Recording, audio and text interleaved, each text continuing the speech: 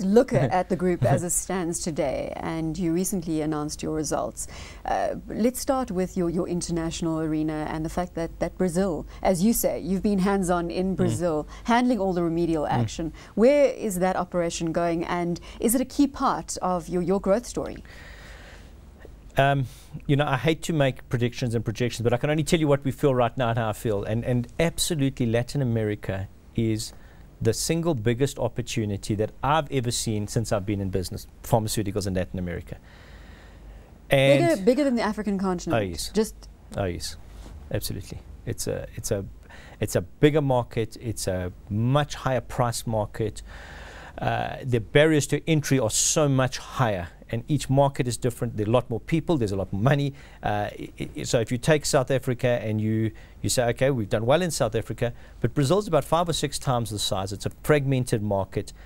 And then they go to Mexico, and they've got similar problems and similar issues as South Africa. It's not like Europe. There's high net worth, best of first world, worst of third world, probably bigger divisions between rich and poor.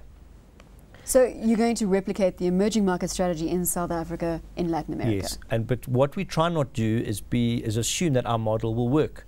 In that we look at the market first and say, what models work in that market? Can we amend? Can we change our business for that models?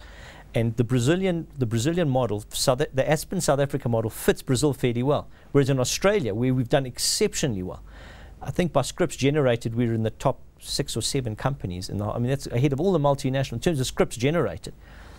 But there, we had to go a completely niche strategy. We couldn't be all things to all people. There wasn't place for the Aspen model as we know it in South Africa there. There is a bigger place for it in the Latin American market, and it's a big opportunity. And if you even have a look over 6 months. Why the pain in Brazil then at the moment? Brazil, we bought a business that we got 51% of, and then the partner had to earn out the bit. Now, when someone's getting an earn-out, it's hard. You can't fiddle the business. I want to change this. Oh, well, then you must pay me this. And so we had to wait for that earn-out and that earn-out to be finished. And then we could actually get our hands around the business. And only really from, I'd say, February, March, have we been able to get both hands around that business and say, okay, we're getting it. Now we want to shape it. We don't want this. This doesn't fit. This factory doesn't fit our strategy. These people in the branded division do fit our strategy. Now, already we're doing 500 million rand turnover or more in the first 6 months. So and it's a high margin market, so you've got to get your expenses right now. So we fixed the model, we know what model we want, fixing our expenses as we speak. So the first 6 months we actually lost money. We lost money, a lot of it because of the restructuring and reshaping the model. But we've now got a model that works, so it'll get us into profit. It still requires some refining.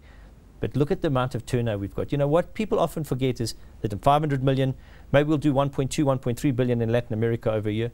That's not a lot bigger, probably a lot bigger than some of the bigger multinational companies that are listed in the bigger generic companies listed in South Africa. But now that you've got a foot into Latin America, you mentioned a minute ago the high barriers to entry.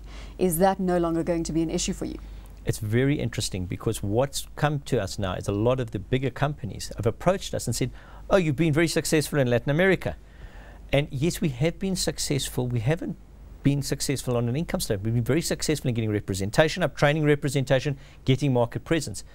Can we partner you? We tried. I had a very big multinational generic company out of the US phone me 3 or 4 days ago and said, look, we've tried Latin America, we can never get in. You've got the model just right.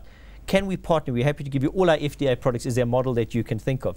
So I think if we get our commercial strategies right in Latin America, we've got big, big opportunities.